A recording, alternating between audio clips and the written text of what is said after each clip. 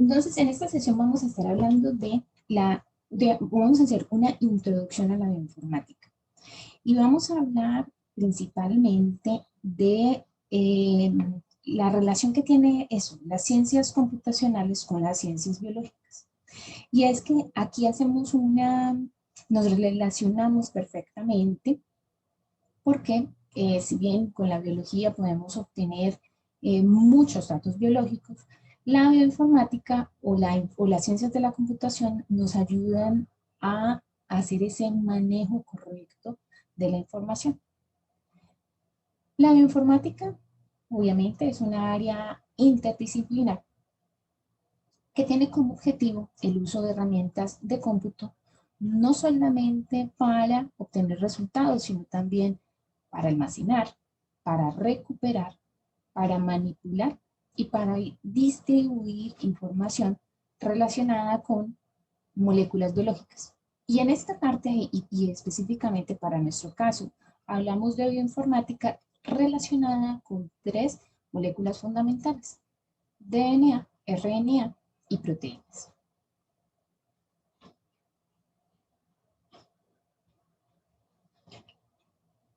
A grandes rasgos podemos hablar de tareas objetivos fundamentales dentro del campo de la bioinformática.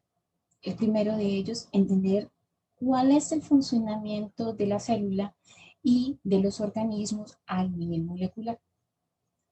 Aquí es muy importante aclarar que esto es posible gracias al flujo de la información que conocemos en la biología como el dogma central de la biología molecular. Es decir, es muy importante tener este flujo claro. La información la tenemos almacenada en moléculas de DNA que se transcriben a una molécula de RNA y esta misma se traduce a una molécula de proteínas. 3 moléculas relacionadas, cada una guarda información relevante. El segundo objetivo de la bioinformática nos habla de determinar las propiedades, es decir, de cuáles son las propiedades de esa molécula de la que estemos hablando. Recordemos que estamos hablando o de DNA, o de RNA, o de proteínas. Es decir, que a través de la bioinformática tratamos de determinar la secuencia, en el caso de lo que vemos acá, la secuencia de aminoácidos que pueda contener una proteína, o la conformación estructural a nivel 3D, o cómo ésta se relaciona en una red metabólica o cómo se involucra en el metabolismo de un organismo o de un microorganismo. Y como tercer objetivo de la bioinformática tenemos el uso del conocimiento para generar predicciones. Vamos a saltar esta. Es decir, con el desarrollo de la bioinformática hemos dado saltos increíbles. Increíbles en cuanto a que pasamos de organizaciones moleculares muy pequeñas, moléculas muy pequeñas como DNA, RNA, proteínas, sobre las cuales podemos hacer almacenamiento de esa información en algo como lo que tenemos en esta imagen que tenemos aquí. Es decir, las ciencias de la computación nos han ayudado a manejar cada uno de estos elementos. Es decir, tener información, almacenarla a cualquiera de estos niveles, es decir, a nivel de secuencia de nucleótidos, a nivel de secuencias de proteínas, pero también tenemos otro tipo de organizaciones como son literaturas y ontologías relacionadas con estas moléculas y con publicaciones de las mismas, proteomas obtenidos, es decir, secuenciaciones completas, bien sea de proteínas o bien sea de nucleótidos, en el caso que tenemos acá, de genomas, estructuras de proteínas, estructuras que se han podido obtener a través de especialmente cristalización, pero también vamos a encontrar en las bases de datos que toda esta información se ha ido organizando para encontrar expresión génica, familias de proteínas, interacciones moleculares, entidades químicas, redes metabólicas sobre las cuales se involucran, y con todo esto poder generar predicciones, es decir, generar hipótesis sobre las cuales podríamos nosotros trabajar modificaciones o sobre las cuales naturalmente se presentan modificaciones y podemos hablar de predicciones a nivel evolutivo, predicciones a nivel genético y demás. Ahora bien, dentro de las bases de datos biológicas vamos a encontrarnos entonces con una gran cantidad de información que está alojada principalmente en bases de datos que se han ido organizando a lo largo del tiempo. ¿Y a qué me refiero a lo largo del tiempo? Pues resulta que la bioinformática realmente tuvo un auge, o más bien, viene en auge desde que tenemos sistemas de secuenciación. Y esta ha sido una herramienta muy relevante. Recordemos que aquí estamos centrándonos en 3 moléculas, ¿no? DNA, RNA y proteínas. Y con la secuenciación pudimos obtener información a ese nivel. Pero no es lo mismo la secuenciación que obteníamos hacia los años 80 que la secuenciación que tenemos hoy en día. Hacia los años 80 teníamos secuenciación de fragmentos de, por mucho, 1000 pares de bases o 1000 posiciones. Hoy en día podemos tener en el mismo lapso de tiempo secuenciaciones de millones de posiciones. Entonces, ¿esto qué ha generado? Que dentro de las bases de datos tengamos una gran cantidad de información, como lo dices, genomas o proteomas. Esto ha implicado que a nivel de datos en biología se nos ha complicado el asunto por esta relación tan bonita que tenemos con la informática. Nos ha facilitado el poder entender qué es esa información que tenemos. Nosotros la podemos obtener, pero necesitamos a alguien que nos ayude a manipularla, necesitamos que nos ayuden a compilarla, a almacenarla en una base de datos. Y estas bases de datos también hay que tener presente que entran en lo que llamamos la democratización. Es decir, las bases de datos son asequibles a cualquier persona.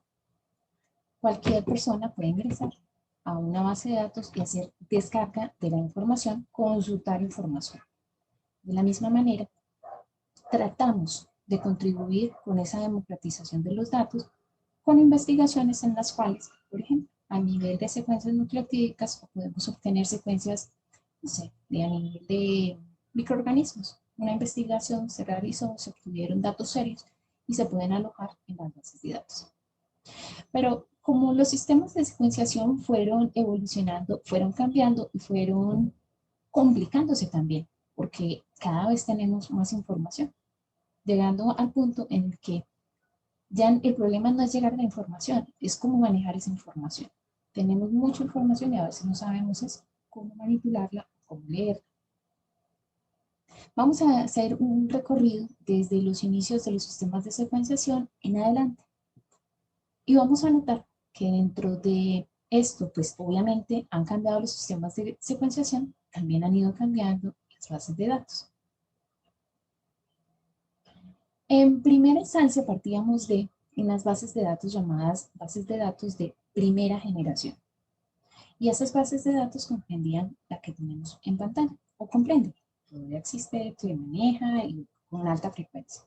Las bases de datos como la del NSBI, o también llamada GenBank. Dentro de GenBank nos vamos a encontrar no solamente secuencias, también nos vamos a encontrar con algunas aplicaciones como estas que tenemos acá, las. Y nos vamos a encontrar con literatura, con estructuras, con información taxonómica, información bibliográfica de lo que está alojado en la base de datos. Bases de datos de primera generación. También comprende la base de datos de MBL, es decir, la base de datos europea. En SBI estamos hablando de la base de datos americana. Y hablamos de la DDBJ como la base de datos asiática. Sin embargo, debemos tener presente que, si bien yo les he hablado de bases de datos, perdón aquí, americana, asiática, europea, entre ellas se comparte información. Es decir, que hay una colaboración entre bases de datos, luego lo que yo encuentre en una base de datos lo voy a encontrar en la otra, porque hay flujo de información entre las mismas. Solo que en América usualmente trabajamos con la base de datos del SBI, en Europa usualmente trabajamos con esta, y así sucesivamente. Me comí por aquí una diapositiva. Dentro de estas bases de datos, nosotros nos vamos a encontrar, ya les había comentado, algunas herramientas que nos van a ayudar, no solamente para hacer manipulación de la información respecto a descarga de secuencias y manipulación posterior, sino que también puedo utilizar algunas herramientas para poder hacer carga de secuencias en mis bases de datos. ¿Para qué? Para que mis secuencias también puedan servir de referencia para otros investigadores.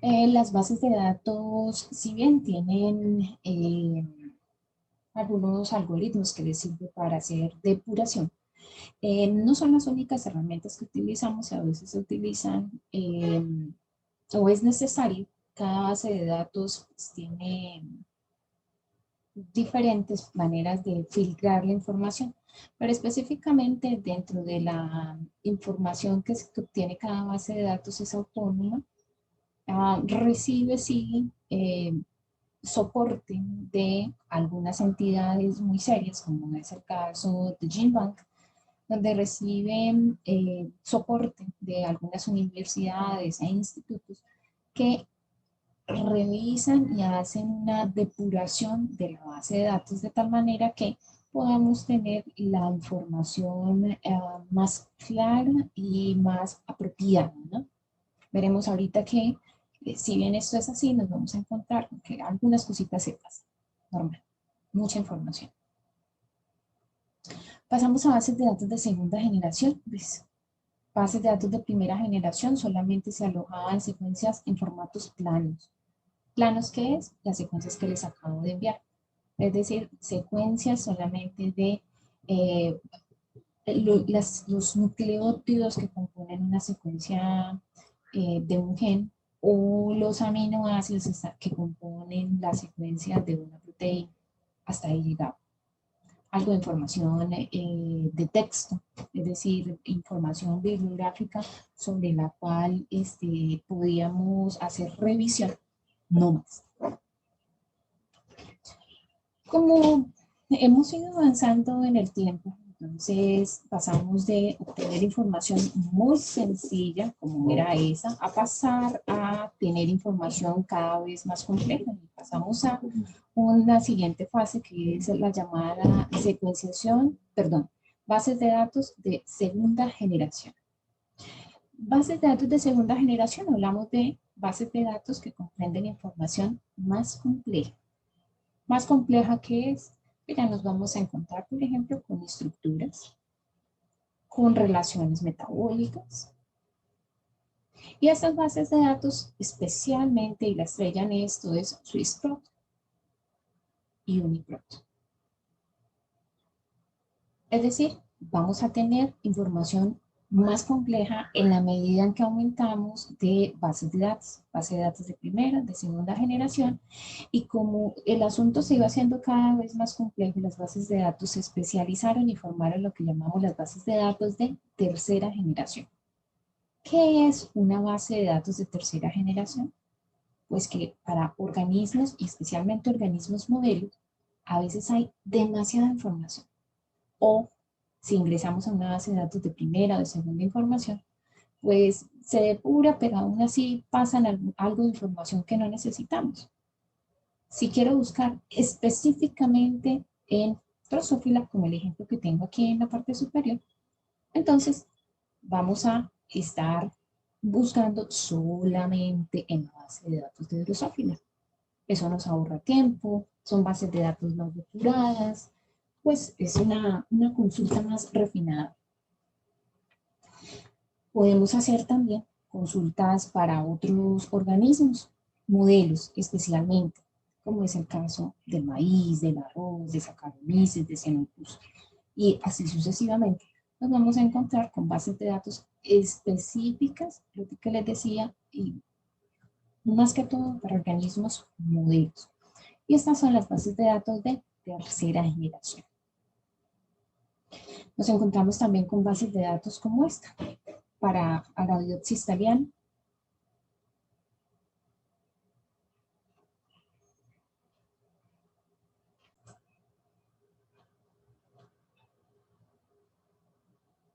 Ahora, dentro de las bases de datos, sin importar si estamos hablando de una o de la otra, nos vamos a encontrar con una organización como la que tenemos aquí en pantalla. Yo voy a ampliar acá un poquito para que veamos en detalles algunas características relevantes de lo que llamamos el archivo de salida. Estos archivos de salida nos vamos a encontrar siempre con una primera fila donde nos van a dar las generalidades. ¿Cuáles? Nos van a dar una información general de la secuencia. En este caso nos están diciendo que es una secuencia que tiene 5028 pares de bases, que la naturaleza de esta molécula es de DNA y que fue alojada hacia el año 99, el 21 de junio de 1999 en la base de datos. Después de esto vamos a tener lo que llamamos una definición general, es decir, vamos a tener como un título para esa secuencia, donde nos dice que la secuencia es de Saccharomyces cerevisiae, el gen TCP1 beta, que es una secuencia parcial y continua. Nos va a dar una información relevante, que en este caso llamamos a esta información número de acceso. Este número es supremamente importante. ¿Por qué? Porque es, como para nosotros la cédula, para una secuencia, el número de acceso corresponde a ese número de identificación. A nosotros nos identifican en una base de datos a través de nuestro número de cédula. En el caso de las secuencias, las hacemos a través de un número de acceso. Debajo de este vamos a encontrarnos con un número de versión. Notemos que es el mismo número de acceso, solo que va seguido de un numerito. Punto 1, punto 2, punto 3, de acuerdo a si esta información ha sufrido modificaciones o no. ¿A qué modificaciones me refiero? No sé, el autor hizo una primera identificación, hablemos de un autor que está trabajando con microorganismos. Subió la información a la base de datos en el 99 y la alojó con este número. Pero si resulta que, no sé, pasaron 5 años y el autor encontró algo muy particular, algo que siente que sabe que debe reportar a la base de datos, lo va a reportar y la puede modificar. Solo que este numerito que tenemos acá va a cambiar. Entonces ya no vamos a tener punto 1, sino que vamos a tener punto 2, punto 3, de acuerdo a las modificaciones que haya hecho el autor. Es por eso que con esto también se genera un número para esas versiones, que es este número GEI, que es especial para cada versión. También nos vamos a encontrar con información taxonómica, es decir, nos va a decir en el caso en que exista esa información, ¿no? Porque no en todos los casos no hay. Hay momentos en los que solamente se puede llegar a orden, a género, pero hay casos en los que se puede llegar a especie o subespecies y toda esa información, si el autor la tiene disponible, va a aparecer acá. Vamos a tener también una referencia, es decir, referencias bibliográficas, que es a lo que hace parte este segmento. Si hay información disponible, si el autor publicó y tiene el número de la publicación, puede subir todos esos datos a la base de datos. Y es una manera también, de eso que hablábamos al comienzo, la democratización de los datos, la manera que tiene el autor de comunicarle a la comunidad científica que tiene información relevante. Puede ser, como en este caso, que tengamos más de una publicación. Más de una publicación está ligada a la misma secuencia. Además de esto, nos vamos a encontrar posteriormente con características de la secuencia en sí misma, es decir, cuál es su ubicación y cuántas posiciones contiene. En este caso nos dice que va de la posición 1 a la 5028.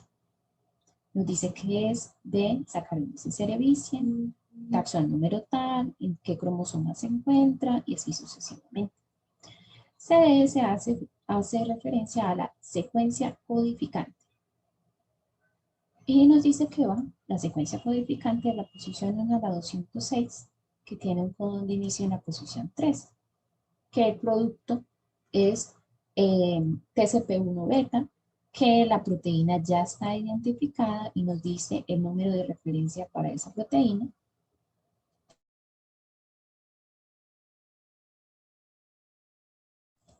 Perdón.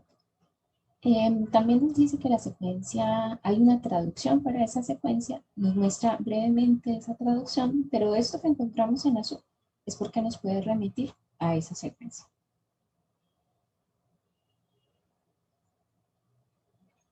Cuando descartamos secuencias en la base de datos, nos encontramos con algo como esto, que es el formato de descarga, en el que todo eso que vimos antes se reduce a un par de líneas donde tenemos el título de la secuencia, el código de acceso a GenBank y un formato llamado FASTA, es decir, una secuencia que inicia con este símbolo mayor que, seguido de una información que va a estar en una o dos líneas. En algunos casos se extiende un poquito más, pero casi siempre se maneja una o dos líneas, en la cual organizamos información mínima, es decir, número de acceso, número de GI, el título de lo que estamos descargando y en este caso una colección de nucleótidos.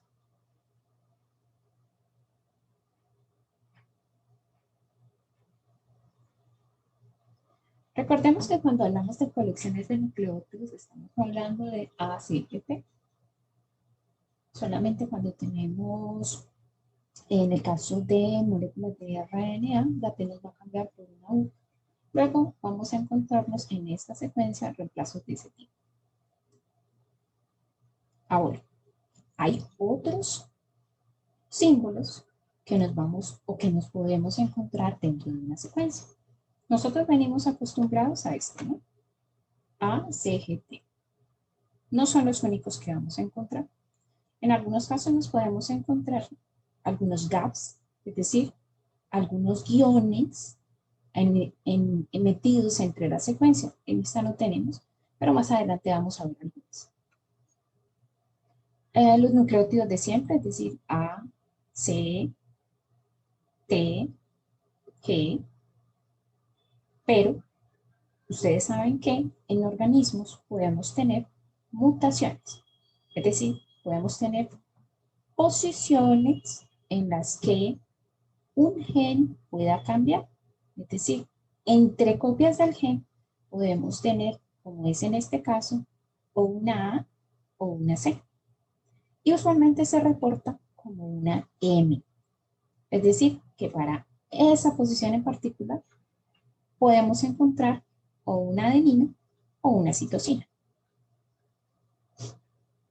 En el caso de una R, podemos encontrarlos en esa posición una guanina o una adenina, una S, entonces encontramos una guanina, una citosina, una V, nos encontramos G, C o A, W, nos encontramos A o T, Y, nos encontramos T o C, H, nos encontramos cualquiera de estas, y hay una punta particular que se van a encontrar bastante y es N, posiciones en las que podemos encontrar cualquier posición nucleotídica.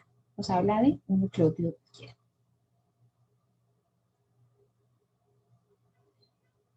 Ahora bien, dentro de la información que encontramos en una base de datos, nos encontramos información que está organizada por posiciones. En este caso, lo que les señalo acá, tenemos posiciones nucleotídicas. En la medida en la que tenemos poca información, estamos hablando de, por ejemplo, acá, 40 posiciones que están aquí en el intermedio, podemos desglosar la información así, posición por posición. Pero a veces cuando tenemos mucha información, entonces vamos a encontrar a manera de líneas. Y esto lo vamos a encontrar cuando empecemos a buscar los dominios. Llegaremos en ese caso y les explicaré un poco más. Pero hay momentos en donde tenemos cientos de posiciones y dentro de estas queremos resaltar algunas posiciones en particular. Es decir, no nos importan un nucleótido o un par de nucleótidos, o si nos interesan, pero podemos señalarlo con una línea sobre la cual podemos ampliar y obtener información. ¿Por qué? Porque nos importa es la posición en la que se encuentran en un mapa.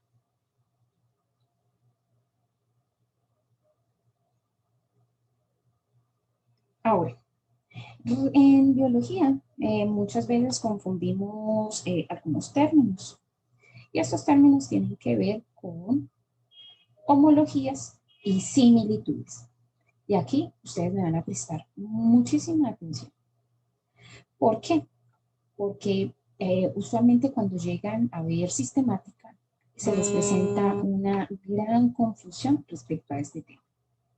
Es decir, una cosa es homólogas y otra cosa son similares. ¿Cuándo hablamos de similares?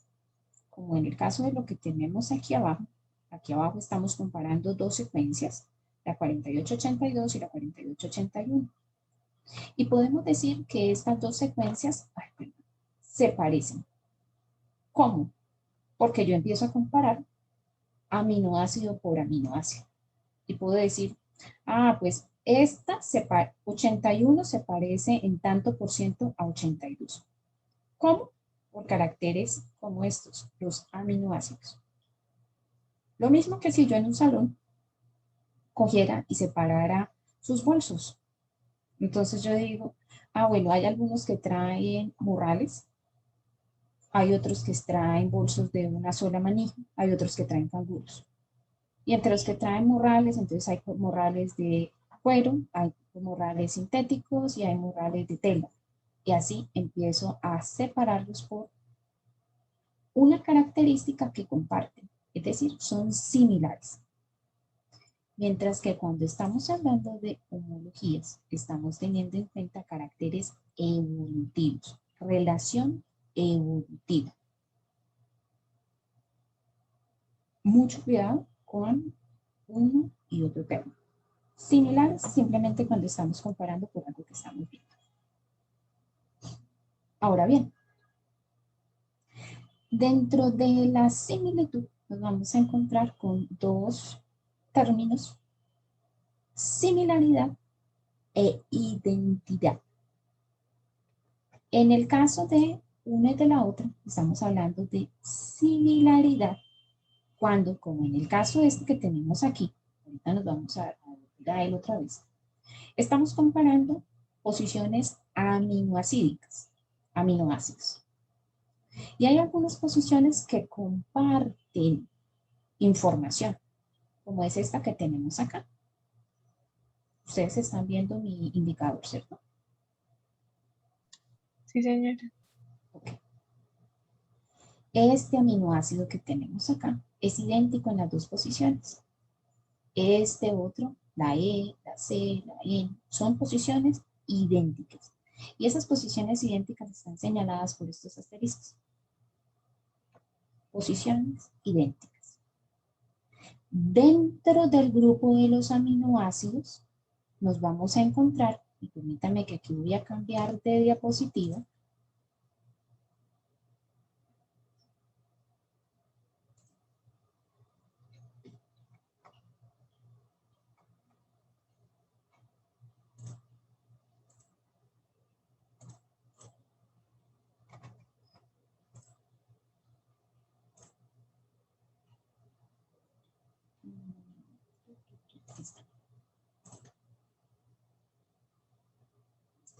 dentro de esta imagen, entonces estamos viendo la clasificación de los aminoácidos. Resulta que dentro de los aminoácidos vamos a encontrarnos con una estructura química, esta que tenemos en el interior de cada uno de los círculos que tenemos aquí en la pantalla. Cambiar aquí, entero. Tenemos una estructura química. Aquí abajo nos vamos a encontrar con el nombre, con la letra o el símbolo que va a estar indicándonos qué aminoácido es decir, alanina lo vamos a encontrar como una A, glicina lo vamos a encontrar como una G, isoleucina como una I, leucina como una R y así sucesivamente.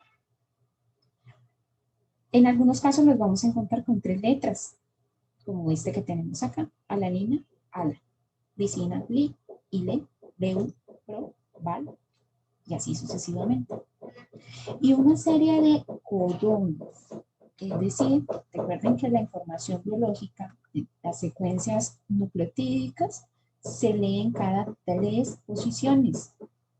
Voy a ampliarles acá un poquito. Luego, para el caso de la alanina, entonces tenemos GCT, GCC, GCA, GCG, que es cualquiera de estos codones me va a leer el mismo aminoácido, es decir, alanina. Dentro de la colección de aminoácidos es importante reconocer algunas propiedades que también influyen en la propiedad general de la proteína. Es decir, que vamos a tener, como en este caso, señaladitos en rojo, unos círculos rojos acá, aminoácidos alifáticos. Vamos a tener acá en verde aminoácidos aromáticos. Vamos a tener aminoácidos ácidos, básicos, hidroxílicos, algunos que contienen algunas características especiales como los que contienen grupo sulfúrico, no esenciales cuando tienen el círculo completo y esenciales cuando tienen el círculo con una línea discontinua. ¿Por qué es importante esto? Porque resulta que vamos a encontrarnos con que en el caso de los ácidos van a tener una conformación estructural muy diferente a los aminoácidos básicos.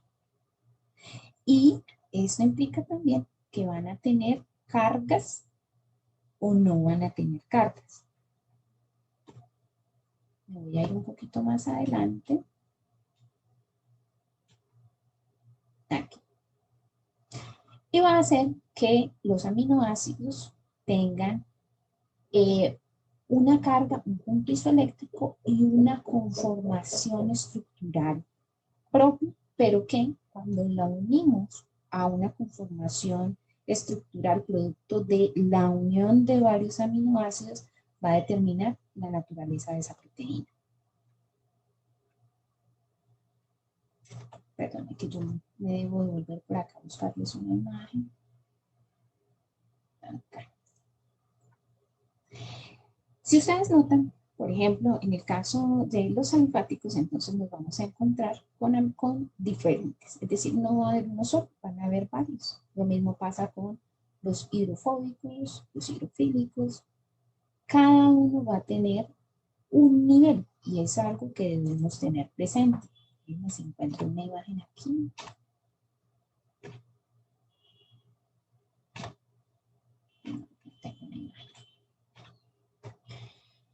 Es decir, dentro del grupo de los hidrofóbicos, entonces nos vamos a encontrar con que vamos a tener aminoácidos, sí, 7, 8 aminoácidos hidrofóbicos, pero todos no van a tener el mismo nivel de hidrofobicidad porque cada uno va a cambiar en su estructura. Entonces vamos a tener elementos más hidrofóbicos que otros. Y vamos a hablar de niveles de hidrofobicidad.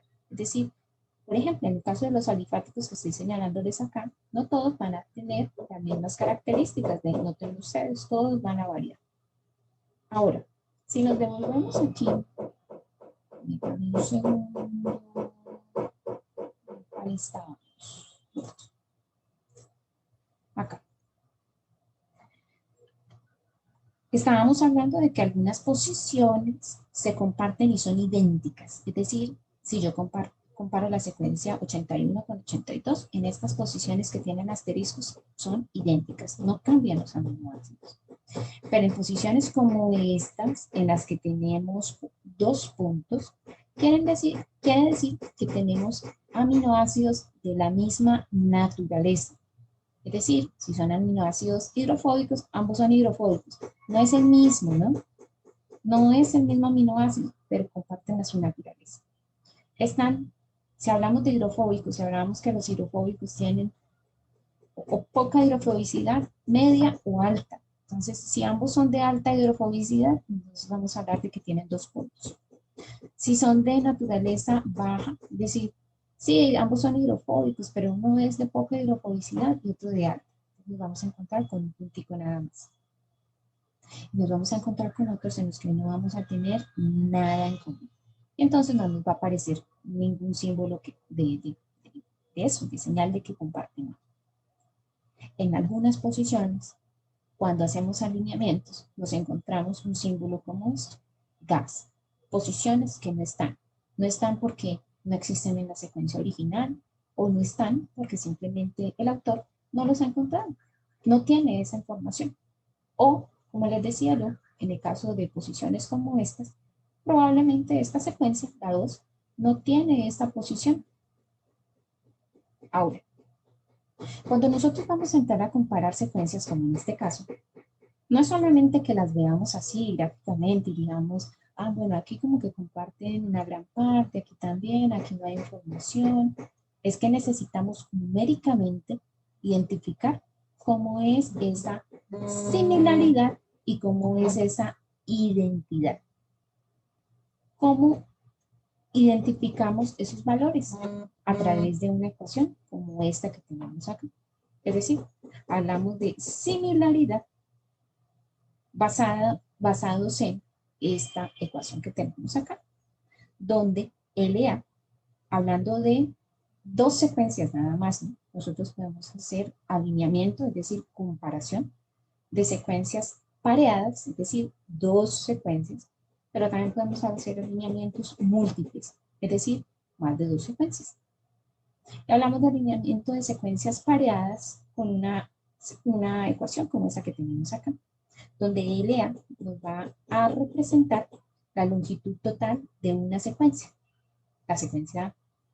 Y LB nos va a representar la longitud total de la secuencia B. Es decir, 2 secuencias estamos comparando.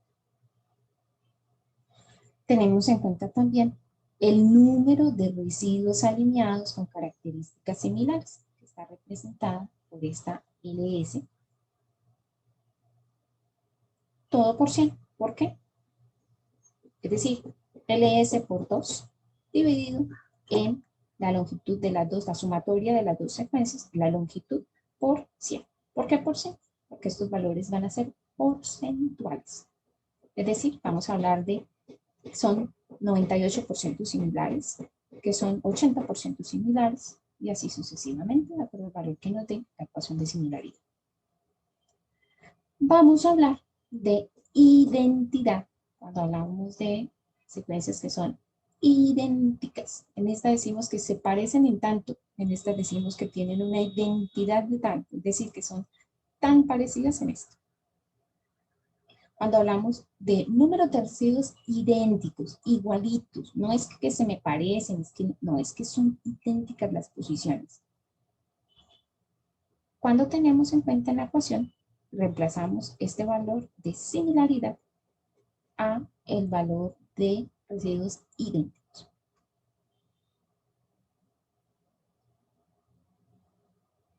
Como les comentaba, dentro de la comparación de secuencias podemos hacerlas en lo que llamamos comparaciones pareadas, pero también podemos hacer comparaciones múltiples o alineamientos pareados o alineamientos múltiples. Hacemos alineamientos pareados cuando hablamos de 2 secuencias. Alineamientos múltiples, más de 2 secuencias. Sencillo. Pero dentro de estos alineamientos podemos hacer alineamientos de tipo globales y alineamientos de tipo locales. ¿Cuál es la diferencia entre uno? ¿Cuál es la diferencia entre el otro? Resulta que yo puedo ingresar a una base de datos una secuencia como esta que les estoy señalando en pantalla, que tiene tantas posiciones. Esto de 2, 6, 20 posiciones. De estas 20 posiciones que yo ingreso, a la hora de hacer un alineamiento global, yo comparo con la totalidad de la secuencia. Es decir, no voy a restar partes de la secuencia, voy a tomarla completita. Mientras que en el caso de los alineamientos locales, voy a sentarme en solo un fragmento, este que tenemos acá, que corresponde a este fragmento que tenemos de la secuencia total.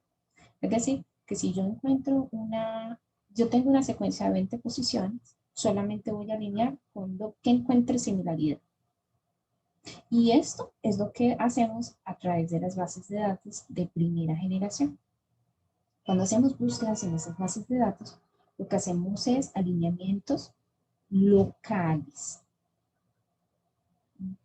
Ingresamos a la base de datos una información que ya no van a ser 20 posiciones, van a ser muchas más. Y la base de datos puede ser que de 1000 posiciones que le ingresemos, que nos diga, pues solamente encontré similitud con las características que me dio, solo encontré similitud para 500 posiciones. Y me va a mostrar un alineamiento segmentado, no toda la secuencia, una sola parte. Una partecita es la que va a alinear. Y eso es lo que vamos a llamar un alineamiento local.